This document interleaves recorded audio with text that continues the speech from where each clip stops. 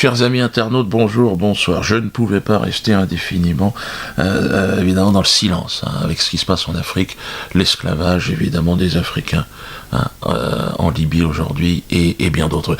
Message à Monsieur Macron, qui lui aussi était en Afrique.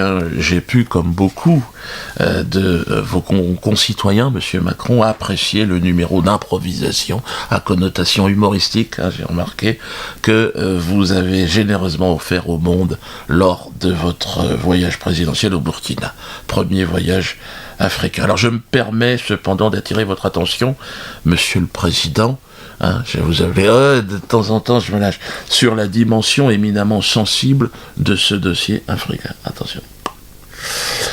Non pas que votre légèreté et votre bonne humeur n'aient pas décroché chez moi un sourire. Le coup de la clim, là, c'était quand même digne de la grande époque de Louis de Funès. Tiens, on le regarde. Mais vous m'avez parlé comme si j'étais le président du Burkina Faso. Quelque part, vous me parlez comme si j'étais toujours une puissance coloniale. Mais moi, je ne veux pas m'occuper de l'électricité dans les universités au Burkina Faso.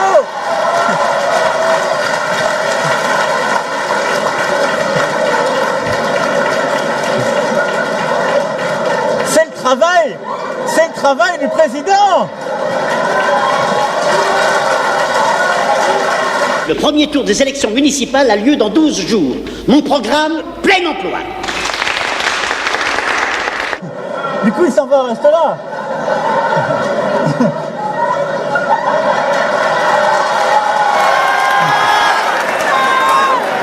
Du coup, il est parti réparer la climatisation. Sacré Emmanuel, sacré Emmanuel, parce qu'Emmanuel, c'est pas les mêmes, heureusement d'ailleurs pour moi. L'heure a changé, Monsieur Macron. Internet est arrivé, oui. Et aujourd'hui, le contrôle des images et de la propagande d'État devient de plus en plus compliqué. Donc c'est le genre d'image que vous ramenez d'Afrique qui risque de se retourner très rapidement contre vous.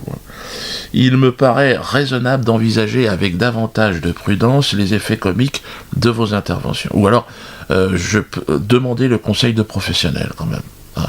L'improvisation c'est bien, mais il faut quand même contrôler un minimum.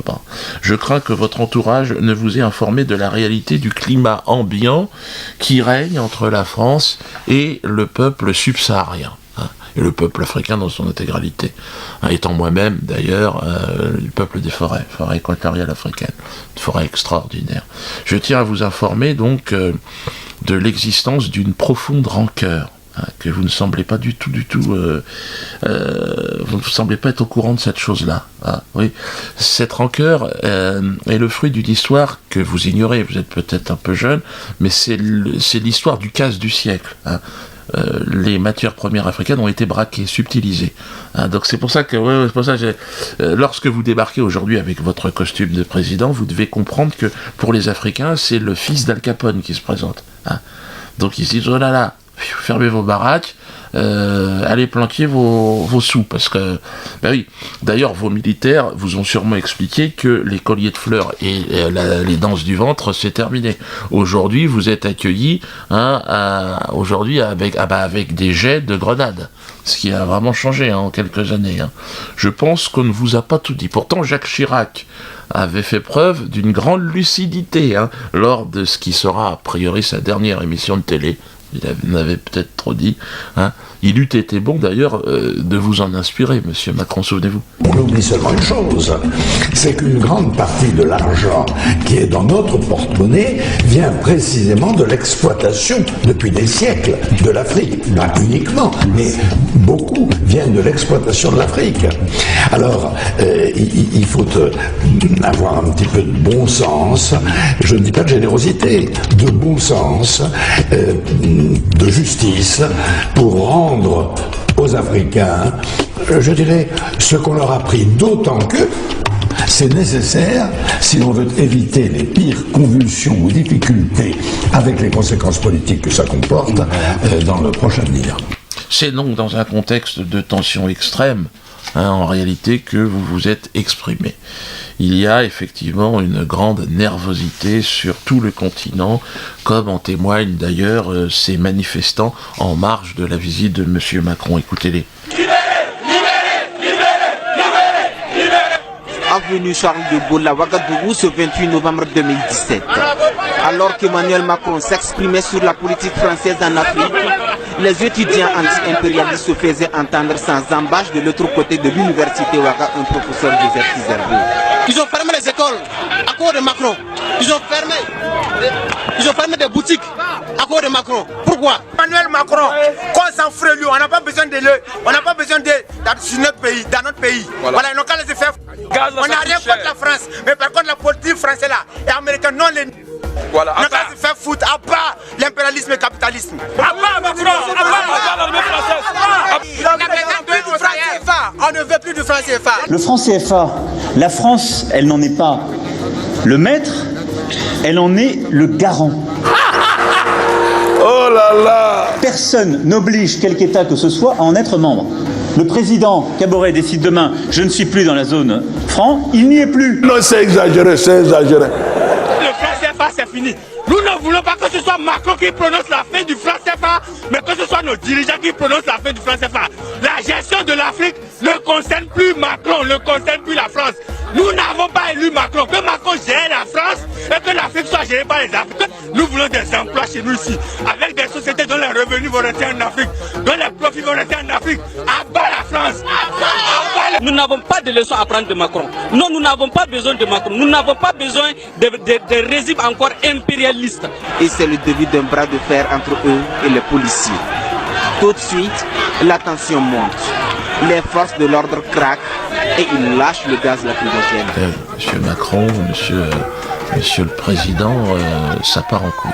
La France a perdu toute crédibilité, c'est terminé. Sarkozy, Hollande, de toute façon, ça a été la fin du monde pour l'image de la France, catastrophe.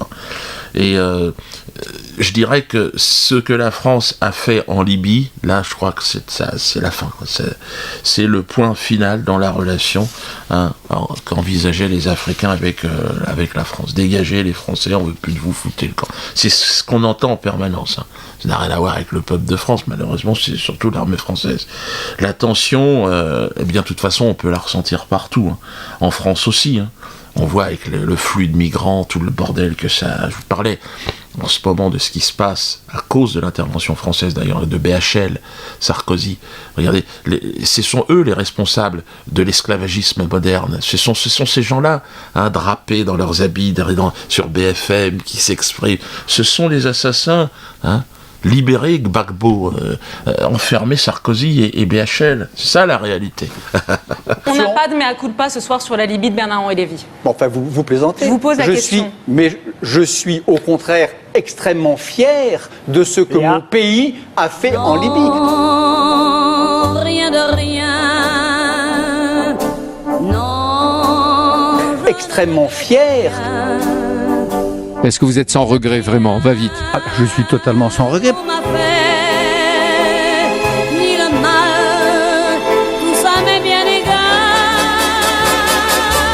Il vaut mieux ça que cette espèce de chape de plomb qui pesait sur les Libyens. Oh, je suis pas pour la prison, mais au moins le bracelet électronique. Puis il y a en France une diaspora tellement importante, mais oui, des gens qui ne rêvent que d'une chose, c'est de retourner tôt ou tard sur la terre de leurs ancêtres. Et puis cette diaspora africaine, du Maghreb, il y a des difficultés, on va pas se mentir. Il faut savoir que 99% quand même des gens qui ont commis les attentats étaient des Français d'origine africaine. Oui, je dis pas que... oui, ce sont des gens qui ont été fichés S, mais je vous dis qu'il y a une bonne partie des gens que vous pouvez ficher S aujourd'hui en Afrique, et qui pensent de la France le plus grand mal. Donc c'est pour ça qu'il est temps et important d'installer un dialogue, sortir de cette relation de dominant et dominé, et puis surtout de cette arrogance insupportable. Il y a de l'énervement. C'est pour ça qu'il faut, le temps que les esprits se calment, envisager, je pense, un large programme, de rémigration. Alors moi, personnellement, je retourne dans ma forêt régulièrement et j'essaye toute ma famille, mes enfants, maintenant, vont s'installer. À un moment donné, je crois que pour que chacun se retrouve, et les Français et les Africains ont besoin de faire ça. Après, une fois que tout le monde sera calmé, on pourra refaire des blagues. On pourra réinviter M. Macron pour faire des blagues sur les climatiseurs. Personnellement, je sais que je serai candidat à l'élection présidentielle du Cameroun, donc j'invite M. Macron d'ailleurs à venir voir, visiter la forêt équatoriale africaine, un endroit extraordinaire, coupé du temps, la réalité africaine, là-bas, on la ressent. Et puis avec Internet, tout a changé. Hein. Les choses n'ont plus rien à voir. Les Africains de l'avant Internet et ceux d'aujourd'hui, c'est fini. Il y a une génération dans les villages, ils sont déjà connectés, ils ont des copains sur Facebook. C'est pour ça qu'il est urgent de travailler ensemble et dans la transparence. Tout le monde, cette histoire de franc CFA, tout le monde souhaite l'abandon, le relais, il faut passer à autre chose. Je crois qu'il y a même des Français qui veulent le retour au franc. Ben, il existe, vous pouvez le prendre, c'est le franc CFA, on n'en veut plus. Nous. La libération de M. Gbagbo, c'est important, c'est inévitable. Envoyons un signal fort, arrêtez, il n'y a que des Africains et des Serbes qui sont jugés là-bas. Alors que Bush est en liberté, Sarkozy... Non, il est urgent d'envoyer des signes forts. Le peuple africain, comme le peuple français, voit bien qu'on est dans l'impasse. Hein, et je crois que les peuples n'ont pas envie de se sacrifier pour leurs élites. Hein. Je vois de moins en moins de militaires français qui iront mourir pour la France de Macron. Non, c'est fini, c'est la fin d'une civilisation. Hein. Civilisation mondiale, elle s'arrête, c'est fini. Maintenant, les gens vont retourner chez eux et puis ils se reverront pour se faire plaisir, pour manger un peu. On voit bien aujourd'hui avec la Corée du Nord, qui est capable de répondre aux menaces militaires américaines. C'est fini, ils n'ont plus rien à foutre.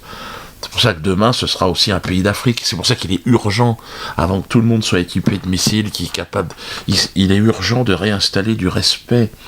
Hein. Surtout, c'est... Bon, par le rire, pourquoi pas, monsieur Macron? J'ai vu que vous étiez attiré par ce mode de communication. C'est le mien. D'ailleurs, je suis en tournée regardez, dans toute la France. Ouais, je fais rire vraiment le peuple de France.